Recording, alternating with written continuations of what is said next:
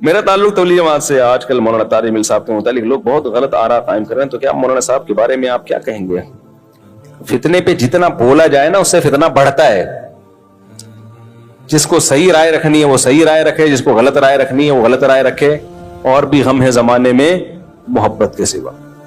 تو بحث ہی نہ کرو, ان کو اپنی زندگی میں جینے دو میرے بھائی. وہ بوڑھے ہو گئے ہیں, ساری زندگی دین کی خدمت کی ہے, اب آخری عمر میں ان کو تھوڑا سکون دے دو, آرام دے دو. اگر کوئی غلطی ہوتی بھی ہے تو بولو کوئی بات نہیں یار, اچھے کام اتنے کیے. اپنے بوڑھوں کو بھی تو برداشت کرتے ہو کہ نہیں کرتے؟ اپنے بوڑھوں کو تو وہ ایسا نا ان کو غصہ آ جائے مجھے بار بار مفتی صاحب بوڑھا کیوں کہہ رہے ہیں. بوڑھے ہو کے بھی صحت اچھی ہے ان کی, لیکن بہرحال ایجڈ کہنا چاہیے. اتنے ایجڈ ہو گئے ہیں تو ان کو چھوڑ دو اپنے حال پہ, اور بڑوں کے اختلافات میں نہ پڑو. جو بڑوں کے اختلافات ہیں ان میں نہ پڑو. تبلیغ کے جو اکابر ہیں وہ بھی ہمارے اکابر ہیں, مولانا طارق جمیل صاحب بھی ہمارے اکابر ہیں. کوئی اختلاف ہو علماء کو تو وہ علمی انداز سے بیان کر دیں کہ بھئی یہ ان کی رائے ٹھیک نہیں ہے, ہماری رائے میں یہ بات غلط ہے, ختم ہو گئی بات. یہ جو ٹرینڈ چلتا ہے نا ایک دوسرے کی ذات پہ کیچڑ اچھالنے کا, یہ ٹرینڈ ختم کر دو, بالکل ختم ہو جانا چاہیے اس میں. اور یہ یاد رکھو جہاں انسان ہوں گے اختلافات ہوں گے.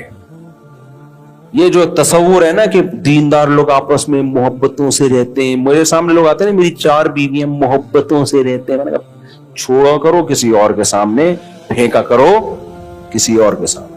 کتنا ہی نیک ہو, مرد ہو بیوی ہو, پھر بھی جھگڑے ہوں گے, پھر بھی اختلافات ہوں گے. صحابہ میں ہوئے ہیں, ہمارے نبی کی اپنی ازواج کے ساتھ اختلاف. آپ صلی اللہ علیہ وسلم 1 مہینے کے لیے گھر سے باہر چلے گئے تھے, حالانکہ امہات المومنین دنیا کی افضل ترین عورتیں ہیں, اور سید الانبیاء دنیا کے افضل ترین.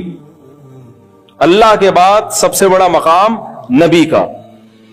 اس کے بعد بھائی یہ اختلاف ہوا ہے, اور اللہ نے یہ اختلاف کیوں ہونے دیا؟ تاکہ پتا چلے بھائی نبی کی زندگی بھی نیچرل تھی, نارمل تھی, تو ہمیں اس سے سبق ملتا ہے.